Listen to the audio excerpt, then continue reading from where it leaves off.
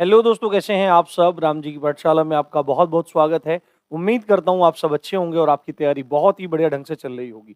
दोस्तों, आज नई स्टूडियो में नए अंदाज के साथ आपकी सारी प्रॉब्लम्स को खत्म करने के लिए मैं और राम जी की पाठशाला आपके सामने उपस्थित हैं और आप सबके प्यार का राम जी की पाठशाला अभिलाषी है। अब बात करते हैं मुद्दे की। वो मुद्दा यह है कि सर, लेखपाल का एग्जाम आने वाला है और अभी तक आपने सिलेबस को खत्म नहीं किया है। तो मैंने आप सबको पहले भी बहुत सारे लोगों को कमेंट में रिप्लाई किया था और बताया था कि भाई 31 तारीख तक जो हो जाए मैं पूरा करूंगा। बहुत आप में से बहुत बहुत सारे लोगों ने कहा कि सर, एक बार आप टॉपिक लिख के और सिलेबस देख के एक बार बता दीजिए कि क्या क्या रह गया है। तो मैं आपको पहले से बोलता आ रहा था कि मैंने बहुत सघनता के साथ में बहुत सारी चीजें करवा दी हैं, पर आप लोग मानने के लिए तैयार नहीं थे। अब मैंने पूरा का पूरा सिलेबस भी लिख रखा है, जो सारे पॉइंट्स हैं, और मैं आपको क्लियर भी कर दूंगा कि मैंने कितना सारा काम करवा दिया है। और साथ में जो हमारा टॉपिक चल रहा था ग्रामीण स्वास्थ्य योजनाएं, उसको भी आज हम लोग खत्म कर देंगे। उसके बाद 5 टॉपिक बचेंगे जो एक एक दो दो वीडियो में अपने खत्म हो जाएंगे। तो देखो, राम जी की पाठशाला आपके लिए निःशुल्क ये सब चीजें कर रहा है, तो आपसे केवल बदले में क्या चीज चाहता है कि ज्यादा से ज्यादा आप लोग शेयर करो, ज्यादा से ज्यादा आप लोग प्यार दो, और ज्यादा से ज्यादा इधर एक दो बटन है, एक बटन है, उसको थपकी मार दो एक बार, बस इतना करना है। तो और एक चीज और मैं आपको बताता हूं कि भाई अपन क्या काम करेंगे। जो टेस्ट सीरीज है वो भी संडे से, नेक्स्ट संडे से फ्री टेस्ट सीरीज आपके लिए चालू करवाएंगे। बेटर एनरोल ऐप है ना, बेटर एनरोल ऐप है, वो ऐप आप डाउनलोड कर लीजिए, बेटर एनरोल। ठीक है, उसका लिंक मैं आपको डिस्क्रिप्शन में दे दूंगा। उससे फ्री टेस्ट सीरीज आपकी चालू हो जाएगी और बहुत ही एडवांस टूल्स के साथ में वहां पे लाइव टेस्ट रहेगा 1.5 घंटे का। तो आपको बेहतर तरीके से देना है और मैक्सिमम चीजों को करना है। अब देखो, मैं आपको बता देता हूं, देखो सिलेबस मैंने पूरा का पूरा लिख रखा है, मैं आपको बताता हूं। देखो, सिलेबस एक्चुअली में अगर आप देखोगे तो आपको कहां से मिलेगा। सिलेबस आपको मिलेगा यहां से, ग्राम्य विकास भारतीय संदर्भ में। ठीक है, ग्राम्य विकास भारतीय संदर्भ में। तो ये वाला टॉपिक मैंने आपको करवा दिया है और बहुत बेहतर तरीके से पहले बताया। ज्यादातर लोग क्या करते हैं कि बस सीधा ग्राम विकास भारतीय संदर्भ में और चीजों को करवाना शुरू कर देते हैं, बट अपना ऐसा नहीं है। देखो, राम जी की पाठशाला जो भी चीज करवाता है वो बहुत ही विस्तार से और बहुत गहरे अनुसंधान के साथ रिसर्च कर करके कंटेंट को उठा के बनाता है। तो ये जो ग्राम्य विकास है, तो इसमें स्पेशली मैंने ग्राम्य विकास को बहुत अच्छे से समझाया है और किन किन स्तर पर हो सकता है, प्रॉपर अलग अलग वीडियोज हैं उन पर। और भारतीय संदर्भ में ये सब अपना टॉपिक क्लियर है। तो एक तो टॉपिक अपना ये क्लियर है, आप ये देख लो। दूसरी बात है, लेखपाल का सामान्य परिचय क्या है। ठीक है, लेखपाल क्या होता है, कहां इसका नियमावली है, वो सारा का सारा मैंने ये टॉपिक आपका कंप्लीट करवा दिया है।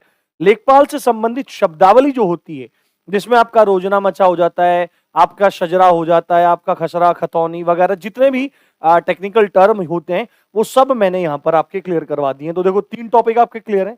उसके बाद जो ग्राम्य विकास कार्यक्रम है, देखो ग्राम्य विकास कार्यक्रम और योजनाएं, कार्यक्रम जो होते हैं, प्रोग्राम्स जो होते हैं, वो एक बहुत लंबे टाइम के लिए डिजाइन किए जाते हैं, बहुत लंबे टाइम के लिए उन प्रोग्राम्स को बनाया जाता है।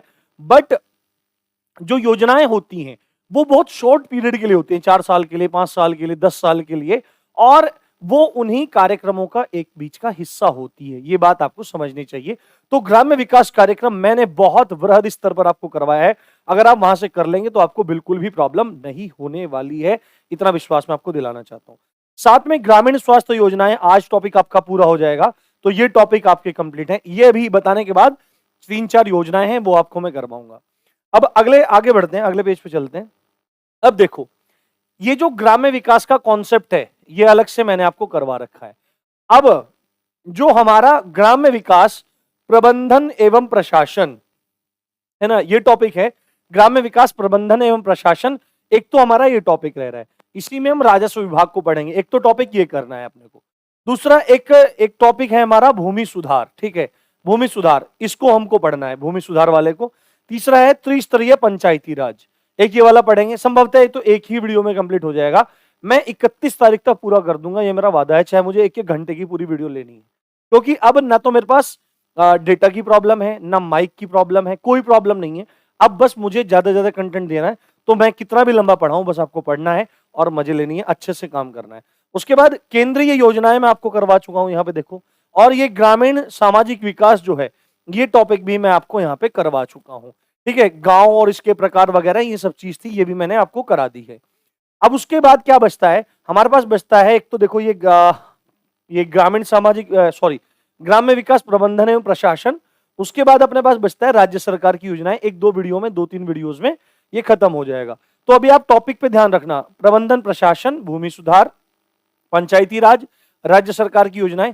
4 पॉइंट तो यहां पे रह रहे हैं और 2 पॉइंट ये रह रहे हैं शोध प्रणाली, ग्राम्य विकास से संबंधित शोध प्रणाली, 1-2 वीडियो में खत्म हो जाएगा। और भूमि मापन, जिसमें बीघा वगैरह ये सब चीजें रहती हैं। ये तो कुल मिलाकर 6 ही टॉपिक बाकी हैं, जो बहुत बड़े नहीं हैं, तो आपको निश्चिंत हो जाना चाहिए। और आप देखो, अगर सिलेबस देखोगे तो सिलेबस में सब यही चीजें हैं और मैंने ऑलमोस्ट ये सब चीजें पूरी करवा दी हैं। तो आपको इस चीज के लिए बिल्कुल भी परेशान होने की जरूरत नहीं है। 6 टॉपिक हैं। आप भूमि मापन, अगर आप 2-2 भी वीडियो लगाओ, 2 वीडियो इसकी और ये देखो 2 वीडियो इसकी, कितना हुआ? 4। ठीक है, 4 वीडियो हो गया। उसके बाद राज्य सरकार की योजनाएं 2 इसकी लगाओ, ठीक है। उसके बाद पंचायती राज प्रणाली 2 इसकी लगाओ, ठीक है। भूमि सुधार की 2 लगाओ और इसकी आप 2 लगाओ। ग्रामीण, ये हमारा ग्राम्य विकास प्रबंधन प्रशासन, 2 इसकी लगाओ। और कौन सा टॉपिक रह गया फिर? 1 2 ये, तो 2 2 4 2 6 2 8 2 10 2 12, टोटल 12 वीडियोस होंगी। और आज तारीख क्या है? आज तारीख है 22। तो आप 23 तारीख से मानो, ठीक है। 23 तारीख से आपने मान लिया, 23 तारीख से आपने मान लिया, तो 31 तक कितने दिन बैठते हैं? 23 24 25 26 27 28 29 30 31, यानी कि 31 है। और ये मोटा मोटा अनुमान है, 9 दिन अभी हमारे पास है और हमने 2-2 सबको लिया है। तो 31 तारीख तक 99.99% पूरा हो जाएगा। आपको परेशान होने की जरूरत नहीं है। अगर कोई टॉपिक बड़ा नहीं हुआ तो 100% हो जाएगा। और हम क्या करने वाले, हम क्या करने वाले हैं दोस्तों, 1 तारीख से, मैं अब ऊपर का हटा देता हूं, है ना, एक बार ये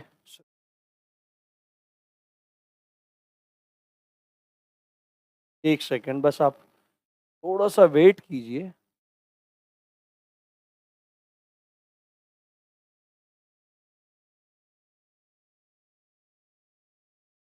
हम क्या करने वाले हैं दोस्तों, 1 तारीख से, 1 तारीख से यानी कि 1 जून से, 1 जून से, अभी थोड़ा सा लिखने का अभ्यास नहीं हो जाएगा धीरे धीरे। 1 जून से आपके इस ग्राम्य विकास का, है ना, ग्राम विकास का पूरा का पूरा एक प्रैक्टिस सेट चलाएंगे। कितना? 25-25 का, ठीक है। आप कहोगे तो ज्यादा का भी चला देंगे। और इसको चलाएंगे कब तक? 18 तारीख तक। और 18 तारीख तक मैं आपको इतने क्वेश्चन की प्रैक्टिस करवा दूंगा, अगर सुटेबल लगेगा तो 25 वाला करवा दूंगा, और जरूरत पड़ेगी तो ज्यादा ज्यादा क्वेश्चन भी करवा दूंगा। बट करा बहुत जबरदस्त तरीके दूंगा। देखो, मैंने कभी भी धोखा नहीं दिया है। पहले मूल विधि का ठेका लिया था, हिंदी साहित्य हिंदी का ठेका लिया था, और संविधान का ठेका लिया था। तो भाई उस ठेके को मैंने पूरा कर दिया है बहुत अच्छी तरह से। और जो बच्चे पढ़ के गए थे, विश्वास कर गए थे, आप यकीन मानो उन लोगों को पेपर में क्वेश्चन डिट्टो तक फंसे हैं। ये बात आपको याद रखनी चाहिए, ठीक है। तो कुल मिला के ये सारी बात है। अब काम की बात कर लेते हैं हमने, आपको तसल्ली मिल गई होगी, आपको समझ में भी आ गया होगा। अब काम की बात ये कर लेते हैं कि हमारी जो स्वास्थ्य योजनाएं हैं उसकी मैंने पहले 2 वीडियो बना रखी हैं। पहली 2 वीडियो बना रखी हैं, जिसमें पहले हमने स्वास्थ्य नीतियों के बारे में बात की थी। अब तक 3 नीतियां आ चुकी हैं। 2017 में लास्ट थी, लेटेस्ट थी, जो भी थी। उसके बाद दूसरी वीडियो में मैंने बहुत सारी योजनाओं को देखा, बहुत सारी योजनाओं को पढ़ाया, और आज 3 योजनाएं अपने पास बची हुई हैं जिनको हमको देखना है। उन योजनाओं में आपका आता है पहले प्रधानमंत्री वंदे मातरम योजना, दूसरी है राष्ट्रीय बाल स्वास्थ्य कार्यक्रम, और तीसरी है मिड डे मील योजना। अब आप में से बहुत सारे लोग कहेंगे कि सर मिड डे मील योजना कौन सी स्वास्थ्य योजना है? तो मिड डे मील में दरअसल स्वास्थ्य का ही ध्यान रखा जाता है। जो सरकारी स्कूलों में पढ़ रहे बच्चे हैं, उन बच्चों में पोषाहार की कमी ना हो, उनको पोषण की कमी ना हो, उस पोषण को पूरा करने के लिए उनको पका हुआ भोजन दिया जाता है मध्याह्न में। मध्याह्न मतलब दोपहर के समय। तो एक एक करके इनका थोड़ा फैक्चुअल डेटा समझते हैं और देखते हैं, ठीक है। अब मैं आगे करूंगा, आप स्क्रीनशॉट लेते रहना, है ना, पर्टिकुलर का। चलो अगला पेज खोल, देखो यहाँ पे सबसे, एक बार आप इसका स्क्रीनशॉट ले लो, ठीक है। तो सबसे पहले हमारी प्रधानमंत्री वंदे मातरम योजना। अब आप में से बहुत सारे लोगों ये कहते हैं कि सर आप पहले से लिख के क्यों पढ़ाते हो? अब पहले से लिख के, क्योंकि देखो ये सब फैक्चुअल डेटा है, ये किसी भी मास्टर को याद नहीं होता, ठीक है। फैक्चुअल डेटा है, सब एनालिसिस करके निकाला होता है। कुछ टीचर लिख के पढ़ाते हैं, कुछ बच्चे टीचर क्या करते हैं, यहाँ पे नीचे रखते हैं, कागज पत्तर रखते हैं और देखते रहते हैं, पढ़ाते रहते हैं, क्योंकि फैक्चुअल डेटा है ये चीज, है ना। तो आपको इसमें अन्यथा मानने की जरूरत नहीं है। दूसरी बात है, जब मैं लिख के रखूंगा तो आपका टाइम कम लगेगा। मान लिया मैं लिख के रखूंगा, लिखता रहूंगा तो वीडियो लंबी हो जाती है। तो उससे आपका समय बर्बाद होता है। और राम जी की पाठशाला जाना इसलिए जाता है कि वो बड़ी बड़ी वीडियो को, घंटे 2-2 घंटे की वीडियो को 20-20 मिनट की वीडियो में सिमटा देता है। एक चीज नारा आपको याद रखना है, ठोस काम दिखावा कम, ये राम जी की पाठशाला का उद्देश्य है। एक बार आप स्क्रीनशॉट ले लीजिए, एक बार इसका ले लिया होगा आपने। तो अब देखो, ये जो प्रधानमंत्री वंदे मातरम योजना है, ये योजना सन 2004 में आई। कब आई? 2004 में आई। अब इस योजना को लाने का उद्देश्य मैंने पहले भी आपको बताया था कि जो भी कोई योजना, एक सेकंड,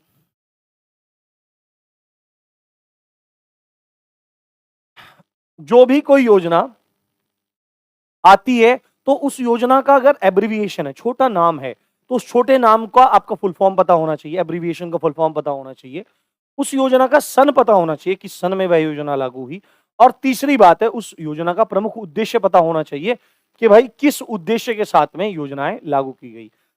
तो प्रधानमंत्री वंदे मातरम योजना सन 2004 में आई और इस योजना का जो उद्देश्य था वो यह उद्देश्य था कि जो महिलाएं प्रथम बार गर्भवती हुई हैं, क्या, जो महिलाएं प्रथम बार, देखो महिलाएं गर्भवती होते रहती हैं जीवन में, कई कई बार उनको बच्चा पैदा करना होता है, कई बार बिना नियंत्रण के, बिना संयम के, बिना प्लानिंग के गर्भ रह जाता है, बच्चा रह जाता है। तो ऐसी अवस्था अलग अलग होती है, परंतु जब फर्स्ट डिलीवरी होती है, फर्स्ट प्रेगनेंसी होती है, तो महिलाओं को उतना अनुभव नहीं होता है ना, उतने मतलब पेट में दर्द हो जाना, तमाम चीजें, ये सब चीज होती हैं। तो ऐसे समय में महिलाओं को क्या करना, ऐसे समय में महिलाओं को सही जानकारी देना, उनको सही ट्रीटमेंट मिले, और यदि वो वित्तीय रूप से कमजोर हैं, आर्थिक रूप से कमजोर हैं, तो उन महिलाओं को पैसे, रुपया पैसे की व्यवस्था भी की जाए, क्योंकि गर्भावस्था के दौरान एक शरीर में से दूसरे शरीर का निर्माण हो रहा होता है। तो ऐसी अवस्था में दोस्तों बहुत ज्यादा पोषक तत्वों की आवश्यकता पड़ती है, और पोषक तत्व जनरली ऐसे तत्वों से हमको मिलते हैं जिनके मार्केट में दाम प्रतिदिन बढ़ रहे हैं। पोषाहार भी सरकार के द्वारा दिया जाता है, पर फल सब्जियां तो स्वतः खरीद के खानी पड़ेंगी, हरी सब्जियां खानी पड़ेंगी, आयरन लेना पड़ेगा, तो उसके लिए वित्तीय सहायता भी सरकार प्रोवाइड करती है। तो उद्देश्य क्या है कि जो प्रथम बार गर्भवती हुई हैं महिलाएं, उन महिलाओं को वित्तीय सहायता देना, कि भाई रुपया पैसा देना, और उनको निशुल्क उपचार प्रदान करना इस योजना का प्रमुख उद्देश्य था। ये बात आपको याद रखनी चाहिए। आपसे पूछ सकता है कि भाई वह कौन सी योजना है जिसमें प्रथम बार गर्भवती हुई महिलाओं को निशुल्क उपचार दिया जाता है और वित्तीय सहायता दी जाती है? तो आपके दिमाग में कट से आना चाहिए कि प्रधानमंत्री वंदे मातरम योजना। और एक बात आप यकीन मान लीजिए, एक बात आप अपने दिमाग में डाल लीजिए, वह यह बात है कि पेपर सरप्राइज करेगा। ठीक है, पेपर सरप्राइज करेगा, इस बात को आप दिमाग में रखना। हल्का फुल्का पेपर आ जाए तो आ जाए, पर मेरे हिसाब से जो बच्चा मेहनत कर रहा है, जो बच्चा बहुत लगन से पढ़ रहा है, उस बच्चे के लिए टफ पेपर ही अच्छा होता है, क्योंकि हल्के पेपर में घोड़े गधे सब बराबर हो जाते हैं और मेहनत करने वाले बच्चे का कोई भी लाभ उसमें नहीं होता है। तो अब इसमें प्रावधान क्या क्या है भाई? आप पहली बार गर्भवती हुई महिला को आप वित्तीय सहायता दोगे, निशुल्क उपचार दोगे, पर दोगे कैसे, क्या प्रावधान है? तो प्रावधान ये है कि जो गर्भवती महिलाएं हैं, प्रथम बार गर्भवती प्रेग्नेंट हुई महिलाएं हैं, उनको हर महीने की, प्रत्येक महीने की 9 तारीख को, है ना, किसी फीमेल एक्सपर्ट कह सकते हैं, या अगर और अच्छी जगह लेके जाएं, है ना, प्रसूति विशेषज्ञ, जिसको गायनेकोलॉजिस्ट कहते हैं, जो महिलाओं की डॉक्टर जिसको कहा जाता है। आपके जिले में, आपके गांव में, आपके क्षेत्र में ऐसी महिलाओं बहुत ज्यादा मतलब चर्चा में रहती हैं कि उसके यहाँ चले जाओ, उसके यहाँ चले जाओ, उसके यहाँ चले जाओ। तो ऐसी महिलाओं के द्वारा प्रत्येक माह की 9 तारीख को क्या दिया जाता है? फ्री जांच दी जाती है, निशुल्क रूप से जांच प्रोवाइड की जाती है। कहां पर?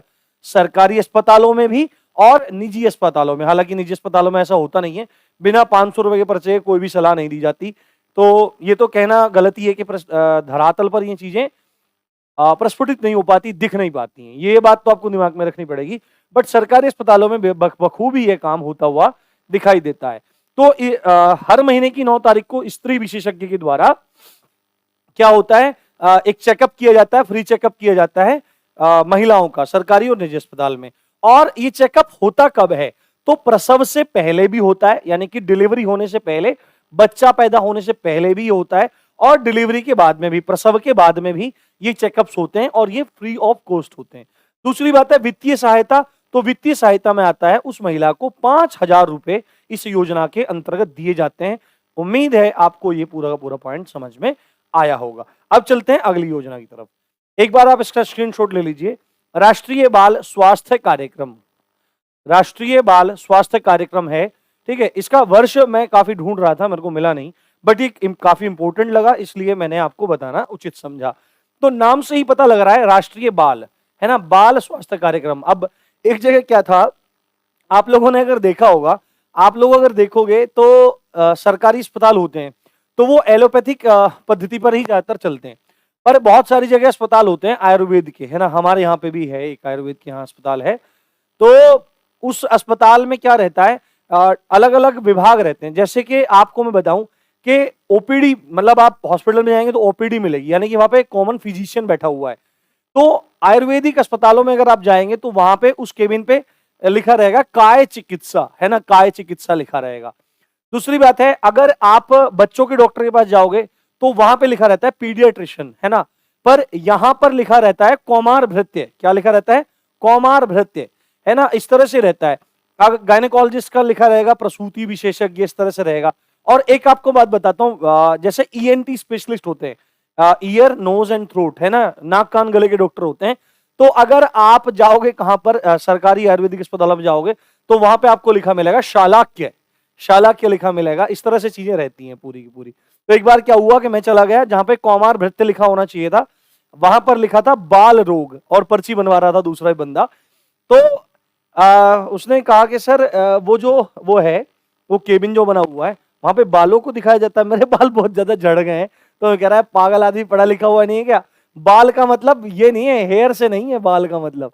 बाल का मतलब अगर अस्पताल में लिखा हुआ है तो उसका मतलब है बच्चों से, कि वो बच्चों का डॉक्टर है भाई, वो तेरे बाल नहीं सुधारेगा, तेरा भाई ना, तेरा बाल ना ही सुधारेगा, नाई के पास चला जा, ठीक है। तो राष्ट्रीय बाल स्वास्थ्य कार्यक्रम, उद्देश्य क्या था इसका, कि 0 से लेके 18 वर्ष तक के जो बच्चे हैं, है ना, 18 साल तक के बच्चे हैं, और इसको भी 2 कैटेगरीज में बांटा गया है, 0 से 6 और 6 से 18। ये 2 कैटेगरीज इस पूरी योजना में रखी गई हैं कि 0 से 18 साल तक के जो बच्चे हैं उनके भीतर टीबी और कुष्ठ रोग, टीबी क्या होता है, टीबी को बोलते हैं तपेदिक यक्षमा, है ना, ट्यूबरकुलोसिस, है ना, राज यक्षमा भी इसी को कहते हैं।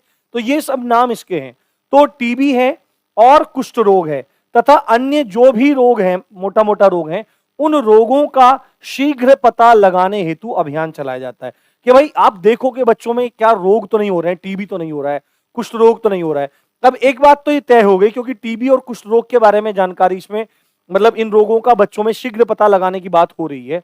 तो इतना तो पता लग गया कि कार्यक्रम अभी का तो नहीं है, ये हो सकता है कि 2000 के आसपास का हो, या सन 2000 से पहले का, 90s का हो, 1990 के दशक का ये प्रोग्राम हो, क्योंकि उसी समय ये बीमारियां बहुत ज्यादा चरम पे रहती थी। अब धीरे धीरे इन रोगों का उन्मूलन हो रहा है, ये बात आपको ध्यान रखनी चाहिए। अब ये जो पूरा का पूरा राष्ट्रीय बाल स्वास्थ्य कार्यक्रम है, ये कार्यक्रम कहां पे, मतलब किन बच्चों पे ये पता लगाया जाता है, तो स्पेशली जो एडेड स्कूल होते हैं या सरकारी स्कूल होते हैं, उन सरकारी सहायता प्राप्त स्कूलों में पढ़ रहे बच्चों के लाभ के लिए इस योजना को, इस कार्यक्रम को लागू किया जाता है, राष्ट्रीय बाल स्वास्थ्य कार्यक्रम। अगर आपको पता है तो कमेंट सेक्शन में मेरे को बताना कि इसका ईयर क्या है, ठीक है, ये आपको बताना है।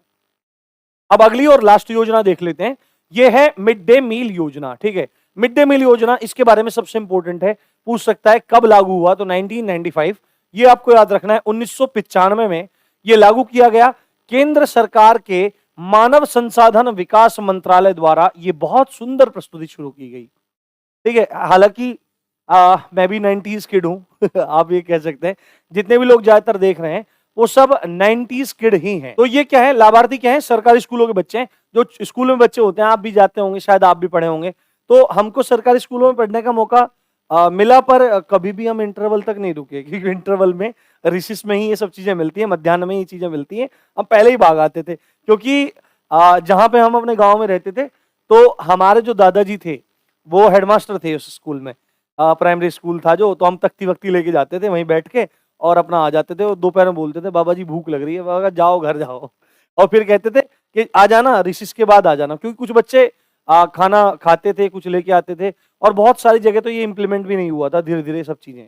तो उद्देश्य क्या है कि कक्षा 1 से लेके 8 तक, मैंने की प्राइमरी और जूनियर विद्यालयों तक ये योजना चलती है, तक के बच्चों को पका हुआ भोजन प्रदान किया जाता है क्या? पोषण के लिए।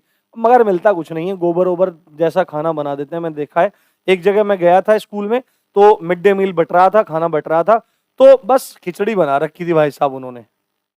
खिचड़ी बना रखी थी, पीले चावल है ना, जिसको तारी वगैरह कह देते हैं। ना उसमें मटर था, ना उसमें धनिया था, ना उसमें आलू था, उसमें कुछ नहीं था। और वो इतने मतलब बकवास सूखे, ना उसमें ऑयल ना घी, कुछ नहीं था। और जबकि सरकार बहुत बढ़िया अनुदान इस योजना को चलाने के लिए देती है। एक बात मैं आपको बता दूं कि जो ये केंद्र सरकार ने इसको लागू किया था, और मानव संसाधन विकास जो मंत्रालय है, इस मंत्रालय का नाम अब बदलकर क्या हो गया है? शिक्षा मंत्रालय हो गया है। ये बात आपको ध्यान रखनी चाहिए, ठीक है। और किसके द्वारा हुआ है? तो आपको पता होगा, एक एनईपी है ना, न्यू एजुकेशन पॉलिसी आई है, जो अब लागू भी हो चुकी है। सीयूईटी वगैरह का भी कॉन्सेप्ट है, ये समझाएंगे आपको। तो कुल मिला के आज ये योजनाएं अपने यहाँ पे पूरा हो गया है, सब काम अपना ये हो गया है। तो ये देखते हैं, अब कल आपको इसमें टॉपिक में देखूंगा मैं कौन सा पढ़ाना है। संभवतः जो ग्राम पंचायत है, त्रिस्तरीय ग्राम पंचायतें हैं, इस टॉपिक को पढ़ाने का प्रयास करूंगा, या दूसरा टॉपिक ले लूंगा। पर आप विश्वास रखिए और ज्यादा से ज्यादा शेयर कीजिए, 31 तारीख तक अपना काम पूरा हो जाएगा। तो इसी अच्छी बात के साथ आप देख रहे थे राम जी की पाठशाला, मैं हूं राम भारद्वाज। जय हिंद, जय भारत।